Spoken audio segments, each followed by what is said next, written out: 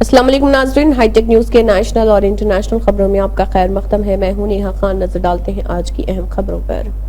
عالمی شہرت یافتہ تاج محل میں حال ہی میں ہندوتوادی لوگوں کی جانب سے گنگا جل چھڑکانے کا دعویٰ کیا گیا تھا، جس کے بعد محکمہ آثار قدیمہ نے فیصلہ لیتے ہوئے اس سیاحتی مقام پر پانی کی بوتل لے کر جانے پر پابندی عائد کر دی۔ خیال رہے کہ حال ہی میں ایک ہندو تنظیم کی جانب سے تاج محل میں گنگا جل چڑھانے کا دعویٰ کیا گیا تھا اور اس کے الزام میں 2 نوجوانوں کو گرفتار کیا تھا، جبکہ ایک خاتون نے تاج محل پر زعفرانی پرچم بھی لہرایا تھا۔ خاتون نے مقبرے کی مرکزی جگہ کے قریب پہنچ کر زعفرانی رنگ کا کپڑا لہرایا تھا۔ لوک سبھا میں حزب اختلاف کے لیڈر راہل گاندھی نے اپنے ایک بیان میں کہا کہ ہیلتھ اور لائف انشورنس پر GST ناقابل قبول ہے، اس کی سخت مخالفت اور اپوزیشن اتحاد کرتا ہے۔ ساتھ ہی انہوں نے کہا کہ حکومت کو ان دونوں ہی انشورنس کو ٹیکس سے پاک کرنا ہی ہوگا۔ راہل گاندھی نے مرکزی حکومت پر الزام عائد کیا کہ ہر آفت سے قبل ٹیکس کا موقع تلاش کرنا BJP حکومت کی بے حسی پر مبنی سوچ کا ثبوت ہے۔ انہوں نے سوشل میڈیا پلیٹ فارم پر اس تعلق سے ایک پوسٹ بھی کیا، جس میں زندگی میں آنے والے اور صحت پر مشتمل بحران میں کسی کے آگے جھکنا نہ پڑے، اس لیے ہائی جوڑ کر ہر سال ہیلتھ انشورنس کا پریمیم بھرنے والے کروڑوں عام ہندوستانیوں سے بھی مودی حکومت نے 24,000 کروڑ روپے وصول کر لیے ہیں۔ ہر آفت سے پہلے ٹیکس کا موقع تلاش کرنا BJP حکومت کی بے حس سوچ کا ثبوت ہے۔ انفورسمنٹ ڈائریکٹوریٹ نے ملازمت کے بدلے زمین گھوٹالہ معاملے میں سابق وزیر ریل لالو پرساد، ان کے بیٹے تیجسوی یادو اور 8 دیگر ملزمین کے خلاف ایک ضمنی فرد جرم داخل کیا۔ ضمنی فرد جرم اسپیشل جج وشال گوگنے کے سامنے داخل کیا گیا ہے، جنہوں نے معاملے پر آئندہ سماعت کے لیے 13 اگست کی تاریخ مقرر کی۔ جانچ ایجنسی کے مطابق یہ معاملہ 2004 سے 2009 کے درمیان کا ہے، جب لالو پرساد وزیر ریل تھے اور مدھیہ پردیش کے جبل پور میں ریلوے کے مغرب وسطی زون میں گروپ D میں تقرریاں ہوئی تھی۔ الزام ہے کہ ریلوے میں بھرتی ہونے والے لوگوں نے ملازمت کے بدلے RJD چیف کے رشتہ داروں اور قریبی لوگوں کو بطور تحفہ زمین دی تھی۔ بنگلہ دیش میں تختہ پلٹ کے بعد پیدا حالات پر حکومت ہند اپنی گہری نظر بنائی ہوئی ہے۔ بتایا جاتا ہے کہ حکومت نے ایک ایکشن پلان تیار کیا ہے، جس کے بارے میں آج کل جماعتی میٹنگ کر سبھی اپوزیشن پارٹیوں کو باخبر کیا گیا ہے۔ حکومت نے بتایا کہ بنگلہ دیش میں اس وقت تقریباً 13,000 ہندوستانی موجود ہیں، حالانکہ حالات اتنے خراب نہیں کہ ہندوستانی شہریوں کو بنگلہ دیش سے نکالنا پڑے۔ مرکزی وزیر خارجہ S جے شنکر نے اپنے ہینڈل پوسٹ سے کل جماعتی میٹنگ کی اطلاع دی ہے اور کچھ تصویریں بھی شیئر کی ہیں۔ بنگلہ دیش میں زبردست مظاہروں اور تشدد کے بعد تختہ پلٹ ہو چکا ہے اور وزیر اعظم شیخ حسینہ واجد نے استعفیٰ دینے کے بعد ملک چھوڑ کر ابھی ہندوستان میں پناہ لے رکھی ہے۔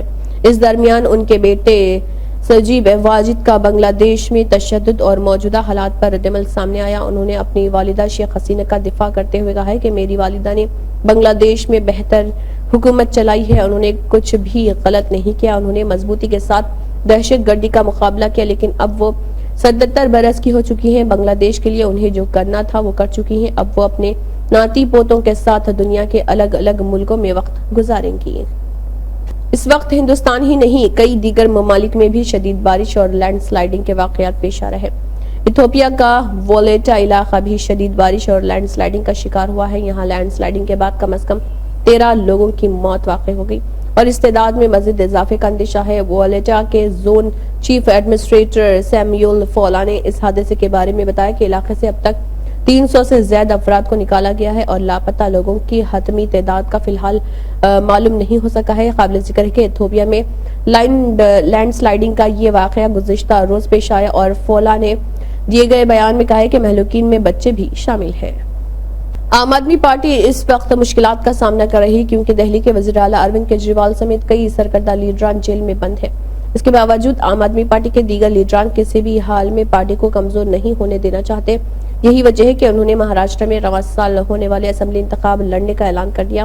عام آدمی پارٹی کے ممبئی صدر پریتی شرما مینن نے ارادہ ظاہر کیا ہے کہ ممبئی میں پارٹی 36 سیٹوں پر اپنے امیدوار اتارے گی۔ اس سلسلے میں پارٹی کارکنان نے تیاری بھی شروع کر دی ہے۔ اس کے علاوہ عام آدمی پارٹی مہاراشٹر میں انڈیا الائنس میں رہ کر انتخاب لڑے گی یا تنہا، اس سلسلے میں بھی رخ صاف کر دیا ہے۔ गुज़िश्ता साल शुरू होने वाली टेक इंडस्ट्री में बरतरफी का मरहला खत्म होने का नाम नहीं ले रहा। साल 2024 में भी इंडस्ट्री की बड़ी कंपनियां बड़े पैमाने पर छटनियों का सिलसिला जारी रखे हुए हैं। अब ज्यादातर कंपनियां खामोश बरतरफी के जरिए लोगों को घर भेज रही।